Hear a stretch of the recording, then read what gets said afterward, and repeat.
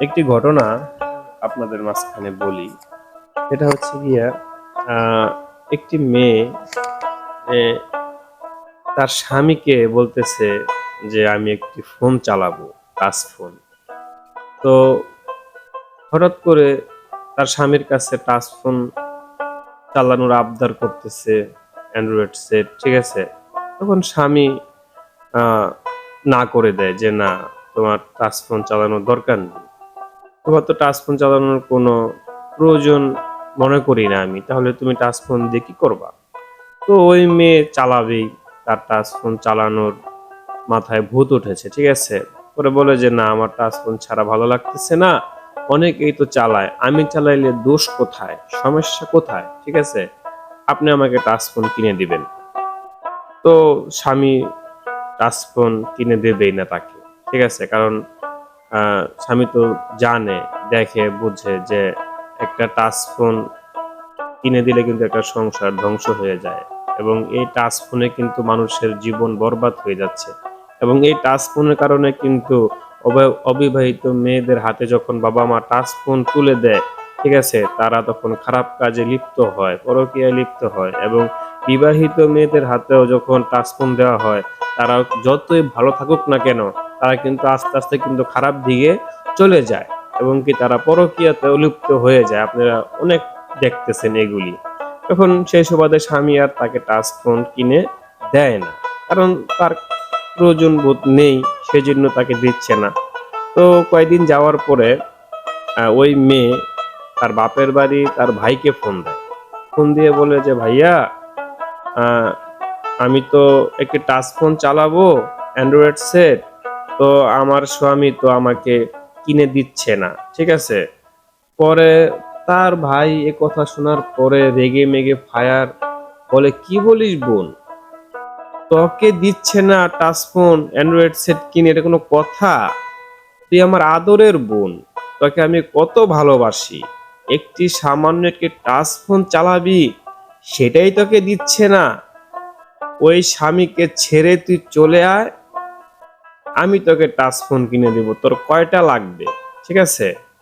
আমি তোকে কিনে দেব।" ও একটি টাচ ফোন, সামান্য একটি অ্যান্ড্রয়েড সেট, সেটাই তোকে দিতে পারে না। আর বিয়ের আগে আমি তোর কত আবদার পূরণ করছি রে বোন। আর কি জামাইয়ের কাছে তুই গেলি, তোকে একটি টাচ ফোন অ্যান্ড্রয়েড সেট তোকে কিনে দিতে পারে না। তুই চলে আয় আমাদের বাড়িতে।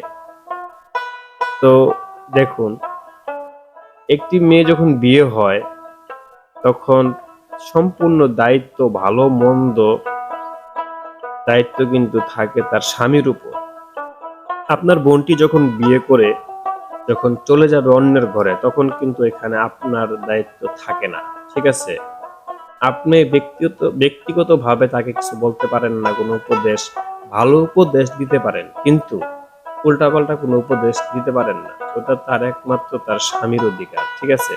এখন স্বামী যেটা ভালো মনে হইছে, সেটাই কিন্তু সে করছে বা করতেছে, করবে। আপনার বোন যদি উল্টাপাল্টা চলে, এটা একমাত্র আপনার স্বামী দেখবে। স্বামীর পছন্দ মতন আপনার বোনের চলতে হবে। তো সেখানে আপনার বোন আপনাকে ফোন দিয়ে বলল যে, "আমার ফোন লাগবে, আমার স্বামী দেয় না।" আপনার বলা উচিত ছিল কি যে, "বোন, তোর স্বামী যেটা ভালো মনে হয় সেটাই তো করবে। যদি তোর স্বামীর মনে হয় যে তোর টাচ ফোন দরকার, তাহলে দিবে। আর যদি মনে না হয় তোর টাচ ফোন লাগবে না, তাহলে তোকে দিবে না।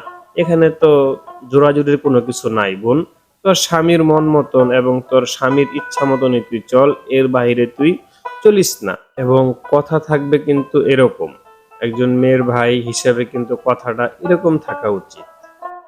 ঠিক আছে? কিন্তু এগুলি না বলে সে বলে যে, "তুই তাকে ছেড়ে দিয়ে চলে আয়। তোকে আমরা ফোন কিনে দেব।" তাহলে এতে কি বোঝাচ্ছে? ঠিক আছে? যে স্বামীর ঘর ছেড়ে তুই চলে আয়, তোকে টাচ ফোন কিনে দেই। তুই পরকীয়াতে লিপ্ত হ। ঠিক আছে? তুই তোর মন মতন চল। আসলে আমাদের সমাজে কি জানেন? মানে সংসার ভেঙে দেওয়ার মতন হাজারো, হাজারো লোক আছে। ঠিক আছে? কিন্তু সংসার জোড়া লাগানোর মতন মানুষ কিন্তু নেই। আর মেয়েদের মাথায় যখন শয়তানের ভূত চাপে, ওই ভূত আপনি যদি না বুঝান তাহলে কিন্তু ওই ভূতটা সরবে না, ঠিক আছে?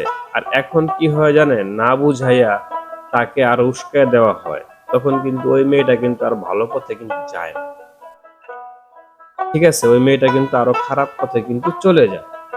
আর বিশেষ করে